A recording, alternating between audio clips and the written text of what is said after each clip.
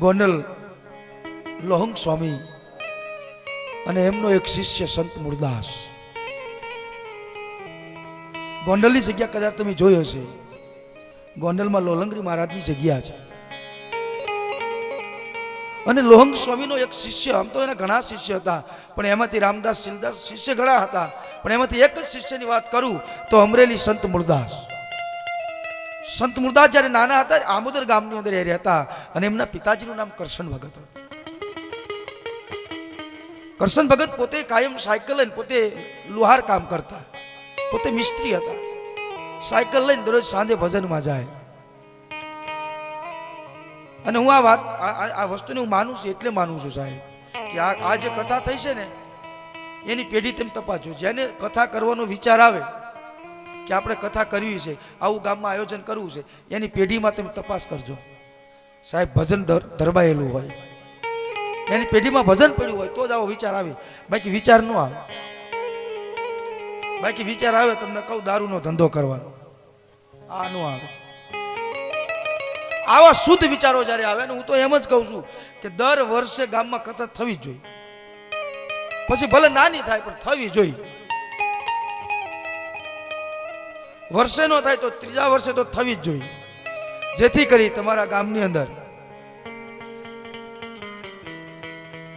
કુલક્ષણો જે હોય એ દૂર થઈ જાય. એ મુરદાસજીને કરશન ભગત પોતે એમના પિતાજી સાયકલ લઈને ભજનમાં જાય એટલે મુરદાસજીને સાથે લઈ જતા. હાલ બેટા ભજનમાં જવું છે. એટલે રાત્રિના સમયે પછી બે બાપ દીકરો ભજનમાં જાય. કથા તો બહુ મોટી છે. એક વખત મુરદાસજી ભજનમાં ગયા અને લોયણના ભજન સાંભળી ગયા. એટલે મુરદાસની આંખોમાં આંસુ આવી ગયા. એના પિતાજીને કહે કે પિતાજી, આ લોયણ જે ભજન ગાય છે એવો ભજન મારે ગાવા છે તો મને ન આવડે? કરશન ભગત કહે કે આવડશે બેટા, તને આવડશે. મુરદાસની માથે ગુરુ કૃપા થઈ. સંત મુરદાસ ભજન ગાવા માંડ્યા. હવે એમાં એક વખત એવી ઘટના બને છે, સંત મુરદાસ અને એમના પિતાજી સાયકલ રાત્રિના ભજનમાંથી આવે છે ઘરે. તો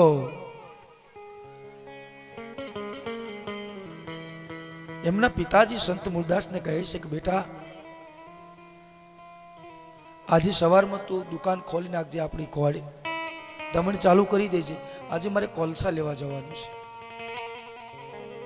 મુરદાસ એમના પિતાજીને કીધું કે પિતાજી, હવે તમે વૃદ્ધ થઈ ગયા છો, તમારી ઉંમર થઈ ગઈ છે અને હું તો યુવાન છું, એટલે કોલસા હું લઈ આવીશ અને તમે ઘરે બેઠા બેઠા આપણી કોળ તમે ખોલી નાખજો, દમણ ચાલુ કરી દેજો. હું કોલસા લેવા માટે. નહીં બેટા, હું નહીં પિતાજી, હવે તમારે નથી જવું, હું જઈશ. સાહેબ, આ ભક્તિના સંસ્કાર છે. મુરદાસજી કોલસા પાડવા માટે ગયા. પેલા કાષ્ટના લાકડા બધા ભેગા કરી અને પછી એને અગ્નિ પ્રગટ કરી. જેમ જેમ અગ્નિ પ્રગટ થતી જાય એમ એમ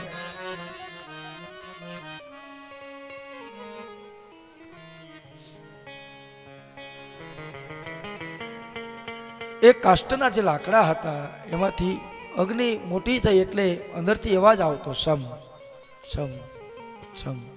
આવો અવાજ આવ્યો અને એ અવાજ મુરદાસના કાને પડે છે. તમે જોજો, તમે આ હકીકત છે. જેને ભગવાન સિવાય જગતમાં કાંઈ વાલું ન હોય ને, એની કોઈ પણ માણસ ગમે આ વાત કરે ને, પણ એના કાન સુધી વાત પહોંચે. કોણ પહોંચાડે? જેને એ માની રહ્યો છે ને એ પહોંચાડે. ભલે બીજા વ્યક્તિ થકી પહોંચે, મૂળ પહોંચી જાય. એટલે મુરદાસજી ઉભા થઈને જોયું તો એ લાકડાની અંદર કેટલાય જીવ જંતુ મરી રહ્યા હતા. મુરદાસ જાગી ગયા સાહેબ. હો, એક આ પેટ ભરવા માટે. મેં તમને પહેલા દિવસે કીધું હતું કે અહીંથી ક્યાંક જવું હોય ને તો આપણું મોઢું ન જાય, પગ લઈ જાય. હા, ખાવું હોય તો હાથ ખવડાવે. એટલે હાથ, પગ અને મોઢું, આ ત્રણનું કામ છે પેટ ભરવાનું. સંત મુરદાસે વિચાર કર્યો કે આ એક પેટ ભરવા માટે જો આટલું બધું પાપ કરવું પડતું હોય, સંત મુરદાસ પછી ઘરે નથી જતા સાહેબ. એમના લગ્ન પણ થયેલા હતા. પછી ઘરે નથી જતા, ત્યાંથી જ સંત મૂળદાસ નીકળી જાય છે. આ ન કરાય. ત્યાંથી સંત મૂળદાસ નીકળી ગયા અને ફરતા ફરતા પછી ગોંડલમાં આવે છે. પછી લોહંગ સ્વામીના શિષ્ય બને છે. લોહંગ સ્વામીના શિષ્ય બન્યા પછી ઘણા સમય સુધી ત્યાં આશ્રમમાં રહે છે. અને પછી તો ઘણું બધું સંત મૂળદાસ ફરી આવે છે. પછી વચ્ચે એક વાડીની કથા, પટેલની વાડીએ રોકાય છે. એમના જે ઓલા દાળિયા હતા અને વાડીએ રોકાતા એટલે દાળિયા પટલાણીએ હુકડી મોકલી એટલે બધા દાળિયા ખાઈ ગયા. અને મૂળદાસ હતું પેલા ટિફિનમાં ઢેફા ભરી દીધા. બધા કહે કે મૂળદાસ હમણાં શું ખાશે એમ, પણ આવીને જોયે છે તો જે ઢેફા ભરેલા હતા એ પણ સુખડી હતી. બધી મહાપુરુષોની કૃપાથી આવું બધું થઈ શકે. પણ પછી લોહંગ સ્વામીની પાસે આવે છે અને પછી લોહંગ સ્વામી કહે છે, મૂળદાસ, હા બાપુ, હવે બેટા તમે અમરેલી જાઓ, ત્યાં જઈ ગરીબને રોટલા આપજો, આશ્રમ બાંધજો.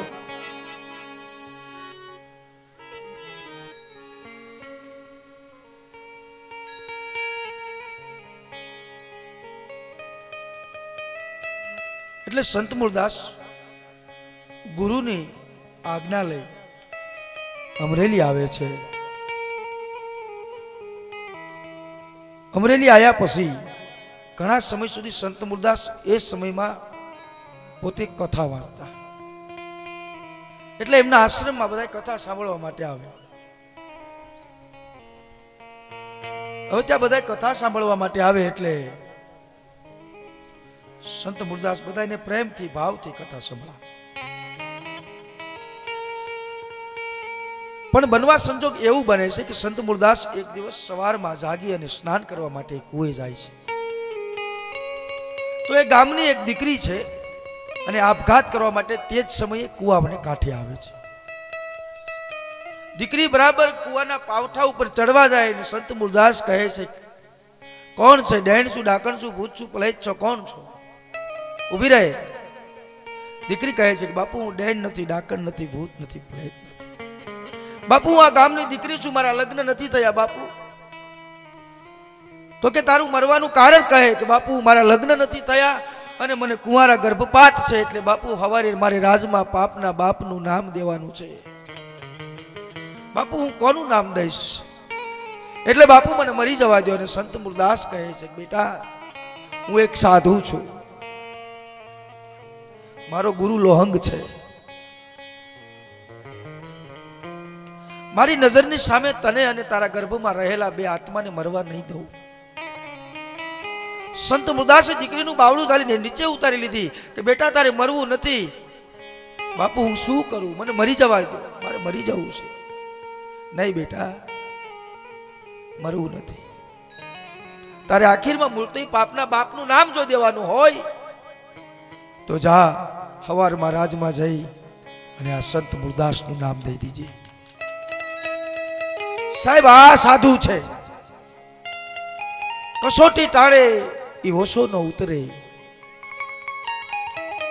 સંત મૂળદાસ પેલી દીકરીને કહે છે કે આ પાપના બાપ થવા આ સંત મૂળદાસ તૈયાર છે અને હવારે રાજમાં જઈને આ પાપના બાપનું નામ સંત મૂળદાસનું દઈ દીધું. સાહેબ, દીકરી રડવા મળી. એટલા માટે દીકરી રડે છે કે બાપુ માફ કરજો, પણ તમે અમરેલીની બજારમાં નીકળો ને એટલે ગામ તમને ગુલાબના હાર પહેરાવે છે, ગામ તમને ભગવાન માને છે, પણ કદાચ જો હું તમારું નામ દઈશ ને તો આ જગતને ફરતા વાર નહીં લાગે. અને સાહેબ, આ તો જગત છે. પેલું કહેવત છે ને ઓલા પિક્ચરમાં, દુનિયા રે દુનિયા, વેરી ગુડ વેરી ગુડ, દુનિયા વાલે વેરી બેટ વેરી બેટ. જેને દુનિયા બનાવી છે ને સાહેબ, એ બરાબર માણસ હશે, પણ દુનિયામાં આવ્યો ને એ ખરાબ થઈ ગયો. પણ હવે આપણે એવા માણસ છે કે આપણે તો છે ને આયા પછી આપણે એને આને નિયમ ખોટા ગોઠવી લ્યો. આવા નિયમ નો રાખ્યો તો ભગવાનને શું વાંધો હતો? હા, એ કે જન્મવાના નિયમ રાખ્યા કે મરવાના નો રાખ્યો તો શું વાંધો?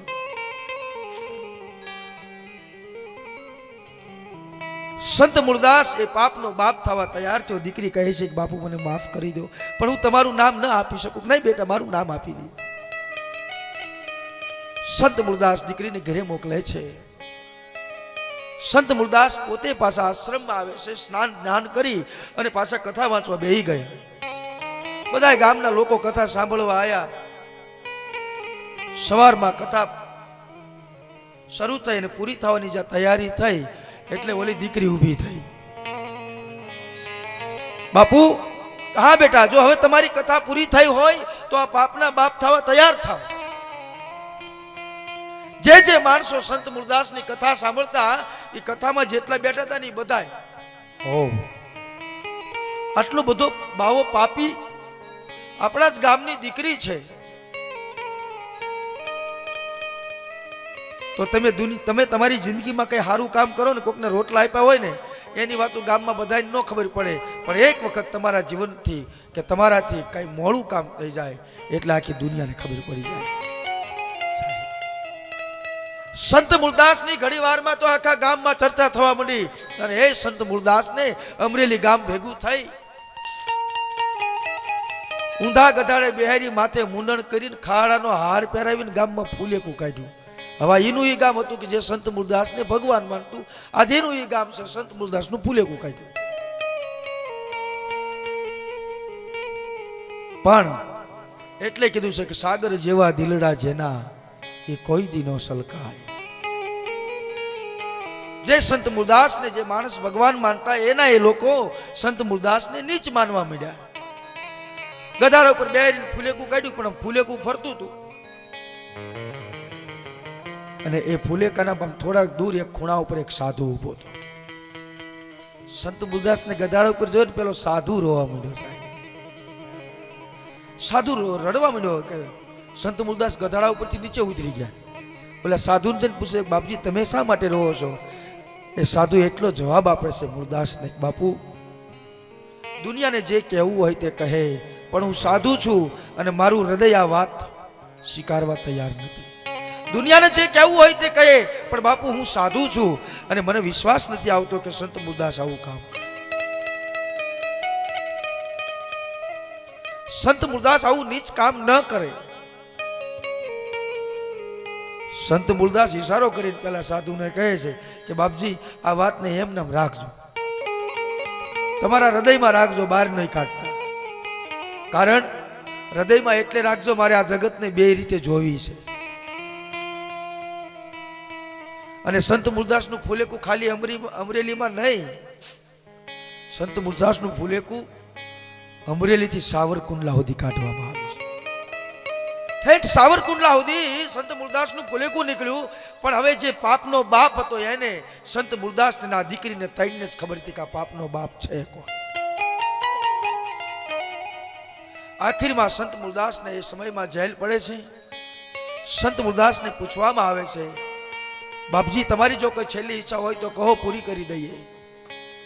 મૂળદાસ કહે છે કે મારી બીજી તો કોઈ ઈચ્છા નથી, પણ મારે એક નિયમ છે. બોલો કેવું નિયમ છે? કે આ જગત જે મને આપે ને એ હું મારા ઠાકોરજીને આપ્યા વગર લેતો નથી, હું રાખતો નથી. એટલે આ જગત જે મને આપે એ મારે મારા ઠાકરને આપવું પડે. એટલે એક વખત જ્યાં પથ્થરની મૂર્તિ હું મારા ઠાકર માનું છું અહીંયા મને લઈ જાઓ. સંત મૂળદાસને ત્યાંથી આશ્રમમાં લઈને આવવામાં આવે છે. આશ્રમમાં આવ્યા પછી સંત મૂળદાસને જગતે જે ખાડાના હાર આપ્યા હતા ને એ ખાડાનો હાર કાઢી અને ભગવાનની મૂર્તિને આમ પહેરાવા ગયો ને તો અખિલ બ્રહ્માંડનો માલિક સંત મૂળદાસના હાથ ચાલી લીધા. મૂળદાસ એકવાર બાપ કહી દે આ જગતને કે આ પાપનો બાપ હું નથી. હે મૂળદાસ એક વખત આ જગતને કહી દે, અમરેલીને કહી દે કે આ પાપનો બાપ હું નથી. અને તેથી સંત મૂળદાસ એટલું કહે છે કે પ્રભુ હે રાઘવ માફ કરજો, પણ હવે કદાચ હું સાધુ છું અને હવે કદાચ જો હું એમ કહું આ મોઢેથી કે આ પાપનો બાપ હું નથી તો પ્રભુ કલંક મને નહીં પણ મારા ગુરુ લોહંગને લાગે, મારા ગુરુ લોહંગને કલંક લાગે. અને હું લોહંગનો શિષ્ય છું એટલે માફ કરજો બાપુ, મારાથી હવે આ નહીં બોલાય. સાહેબ આ ગુરુ પરંપરા છે. અત્યારે તો લઈ લે મારો ઠેલો થઈ જાય મારો છેલો, એમાં નથી પતે એવું.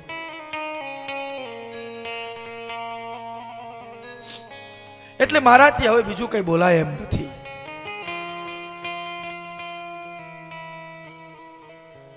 પણ અહીંયા આવેલા સાથે જે માણસો હતા એને આ દ્રશ્ય એની નજરની સામે જોવે છે અને પછી સંત મુરદાસને નિર્દોષ છોડી મૂકવામાં આવે છે. કથા બહુ મોટી છે પણ હું તમને ટૂંકમાં કહું છું. સંક્ષેપમાં કથા કહું એટલે આપણે આગળ કથા શરૂ થાય. સંત મુરદાસને નિર્દોષ છોડી મૂકવામાં આવે છે. ત્યાર પછી સંત મુરદાસ પોતાના આશ્રમની અંદર રહેવા લાગે છે. પછી જે પેલી દીકરી હતી એ દીકરી પણ આશ્રમમાં રહેવા માટે બાપુને મળવા માટે આવે છે. પછી દીકરી બાપુ ટોલિયામાં બેઠા હોય એટલે દીકરી નીચે બેહીને બાપુ પાસે રડે છે. બાપુ, હું તો તમારી દીકરી છું, તમે મારા બાપ છો, પણ છતાં પાપના બાપ બનવા તૈયાર થયા. બાપુ, આ જગતે તમારો તિરસ્કાર કરી દીધો. સાહેબ, સાધુ એને કહેવાય. સંત મુરદાસ એટલું કહે છે કે બેટા તું ચિંતા ન કરીશ, હું તો સાધુના ઘરે જન્મો છું, સાધુ થયો છું ને, હવે તો આ ભેખ માથે પહેર્યો છે એટલે આખી જગત ન બચાવી શકું તો કઈ નહીં બેટા, તને એકને અને તારા ગર્ભમાં રહેલા જો બે જીવ બચી જાય ને તો મારો આંટો અહીં જે થયો છે ને એ લેખે લાગી જાય. અને એ પણ હકીકત છે કે આપણે આ જગતમાં બધાને ન જીવાડી શકીએ, બધાને તો આપણે ન જ બચાવી શકીએ, પણ આપણાથી પરમાત્માએ જો અહીંયા મોકલ્યા છે અને એકાદો આંટો અહીંયા આવો કોઈ સંત મુરદાસ જેવો શુદ્ધ આંટો થઈ જાય તો આયા એનું પ્રમાણ કહેવાય. એટલે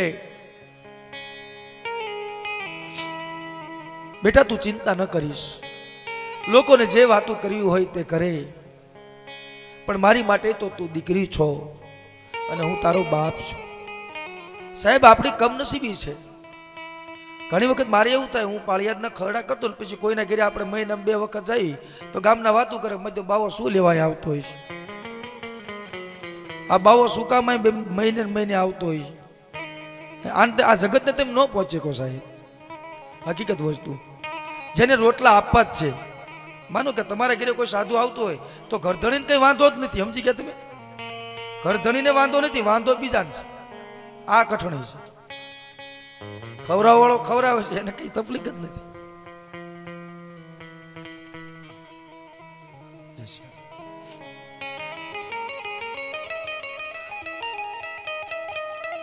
એટલે મારો કહેવાનો અર્થ એ છે બાપ,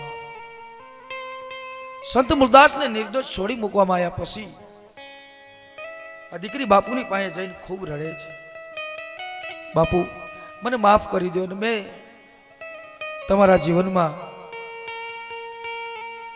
જે ગામ અમરેલી તમને ભગવાન માનતી, આજે તમને પછી તો કેવું હતું, આ દીકરી બાપુની પાસે જાય ને એટલે ઓલા ગામના અમુક લોકો બહુ હોશિયાર હોય, ગામ હોય ને અહીંયા બધું હોય, હોશિયાર લોકો બધા ઓલા આશ્રમ ફરતા ફરતા બે કા શું લેવા, પાછી હવે શું લેવા જાય છે બાવા ભાઈ, એમ ફરતા ફરતા બે. પણ અમુક લોકો પછી મુરદાસ અને દીકરીની વાત સાંભળે એટલે બધાને આઘાત લાગી ગયો કે ઓ, જે આપણે વિચાર્યું એ માયલું કાંઈ નથી.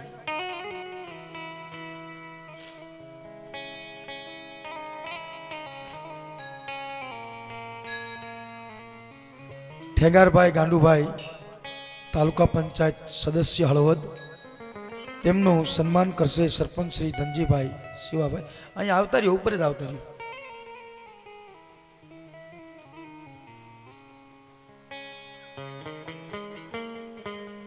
પછી તો અમુક લોકો ત્યાં જતા એટલે બધાને એમ થયું કે ઓહો, બહુ ખોટું થયું, આ તો બાપ દીકરીનો આનો સંબંધ છે ને આપણે તો બધા આવી વાતો આની કરી. પછી તો બધા મુરદાસની પાસે જવા માંડ્યા. પણ જે દીકરીને કુંવારા ગર્ભપાત હતો એ દીકરી એક દીકરીને જન્મ આપે છે. દીકરીને જન્મ આપ્યા પછી એ દીકરીના લગ્ન હતા અને સંત મુરદાસનું દેહાંત થયું. હવે ઘટના એવી બને છે કે જે દીકરીને કુંવારા ગર્ભપાત હતો એને એક દીકરીને જન્મ આપ્યો છે. હવે એ દીકરીના બરાબર લગ્ન છે અને સંત મુરદાસનો આશ્રમમાં દેહાંત થયો છે એટલે પોતે દેવ થયા. હવે દીકરીને વળાવવા નીકળ્યા છે અને અહીંથી સેવકો સંત મુરદાસની પાલખી લઈને નીકળ્યા. તો દીકરી વેલડામાં બેઠી બેઠી એવું બોલી કે મને જન્મતા ભલે મને બાપ નામ ન મળ્યું, પણ આજ પરણીને મારા ઘરે જઉં છું તો એક મરેલો બાવો હામો મળ્યો, મને અપશકન થયા, અપશકન થયા. આવું એ દીકરી પોતાના મનની અંદર આવો સંકલ્પ કર્યો છે ખાલી કે મને અપશકન થયા એમ. અને એ મનનો થયેલો સંકલ્પ પેલો પાલખીમાં બેઠેલો સંત મૂળદાસ સાંભળ્યો. એટલે સંત મૂળદાસ તરત જ ઊભા થઈ ગયા. ઊભા થઈને દીકરીને માથે હાથ મૂકી દીધો. બેટા, આ જગતમાં તું જન્મી નથી ને તે પહેલા હું તારો બાપ થવા તૈયાર થયો. અને આજે તું પરણીને તારા ઘરે જાસ, અને આજે હું મારા ઘરે જતો અને તને હામો મળ્યો અને તને અપશકન થયા હોય તો બેટા જા, હું તને આશીર્વાદ આપું છું કે હવે તારા ઘરે દીકરો થશે ને પછી હું મરીશ, ત્યાં સુધી નહીં મરું. એ દીકરીના લગ્ન થયા પછી દીકરીને એક પુત્રનો જન્મ થાય છે. એનું નામ છે મુક્તાનંદ સ્વામી. અહીંયાથી પછી આખો સંપ્રદાય આવ્યો.